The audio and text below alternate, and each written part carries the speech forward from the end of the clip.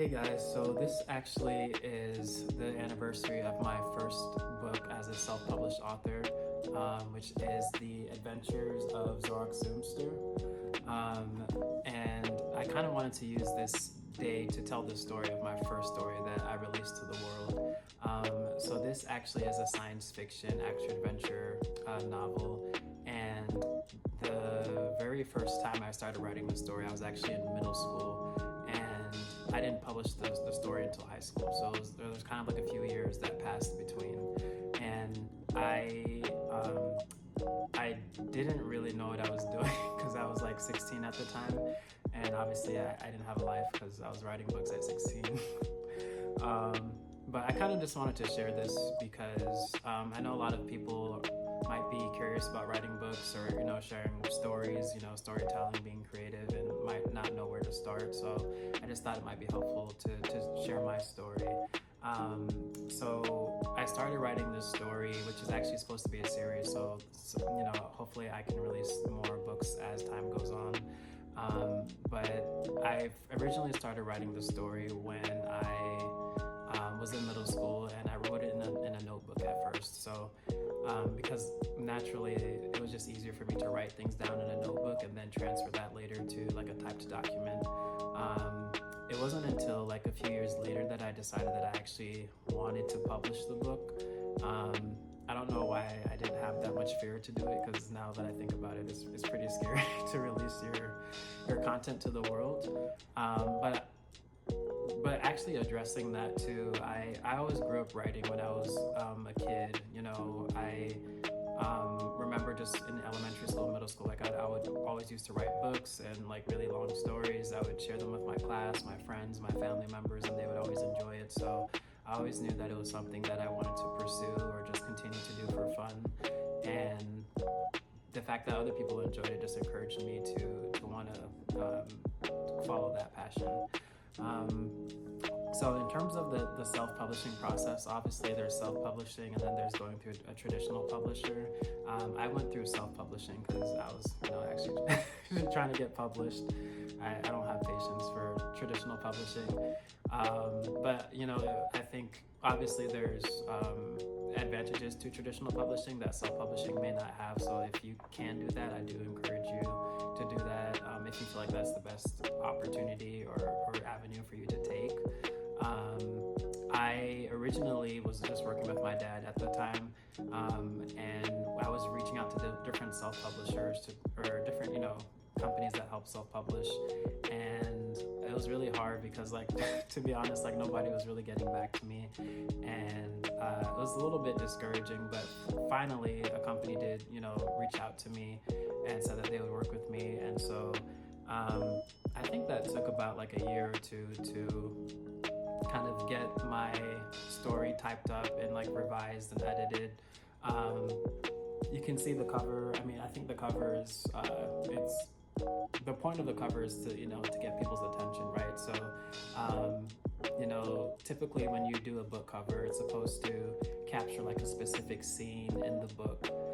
So that is always something important that you should always do, is make sure that you're capturing a peak or climactic moment in the book that can capture the reader's attention.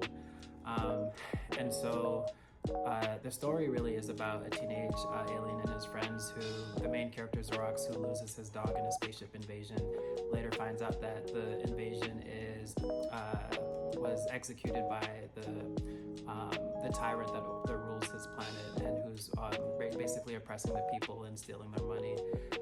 And so Zorak basically goes on this adventure to not only find his dog, but also to overthrow that ruler. And all of his friends that go with him on the journey have, supernatural abilities, so it's fun, crime fighting and saving people along the way. And so once I worked with the company, I was, I should back up too. In terms of actually making the cover, my brother is the one that actually drew the kind of the rough draft of the cover, and then the company redid it. So I kind of gave him the idea because he was more of the drawer than I was. I can't draw to save my life, so so I let him draw it, and then the company that I worked with did the final presentation of the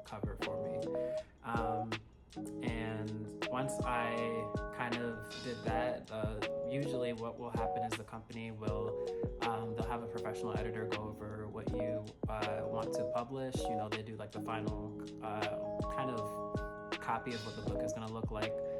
You go through the book one last time and you kind of say yes or no to the changes that the company wants to maybe make, and then you just publish it. So this specific book is available on Amazon and a lot of different distributors online. So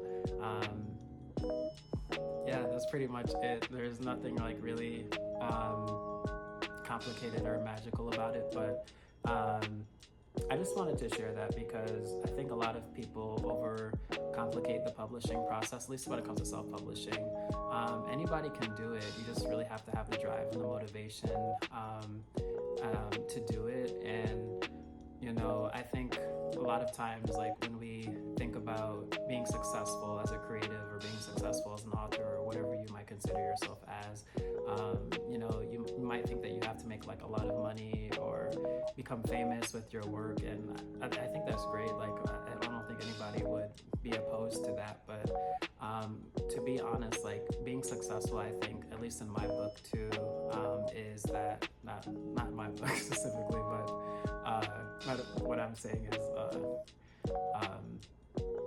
in my thought of in my own process of thinking, that you can be successful just by, you know, finishing your story, right? You can be successful by completing your project, by following your goals, by doing what you said that you were going to do. I think if you make money, if you become famous, that's great. But honestly, just putting your work out there is a huge milestone by itself, and that should be celebrated alone. And another thing that I want to say about that too is, if you really want to be a writer, if you really want to be a creative, you know, you want to do creative work, you really have to love it for itself and not necessarily because you want to make money from it. Because if you are just doing it for the money, then you're going to get burnt out really fast and you're not going to want to do it anymore. So it's really important that you're doing it because you love it and not because you're doing it for gain or for anything else. Of course, gain can come from it, but I don't think it should be like the main driving force for you. But I just wanted to encourage everybody anyway, just to keep following your dreams. If you want to be a writer, if you want to be an author, it's doable, it's possible. Just stick to your goals. Don't give up on yourself. Find the people that encourage you. Find writers and other creatives that inspire you, and, you know, continue to consume their content and what they're doing as well. And I hope that you guys stay creative and stay inspired.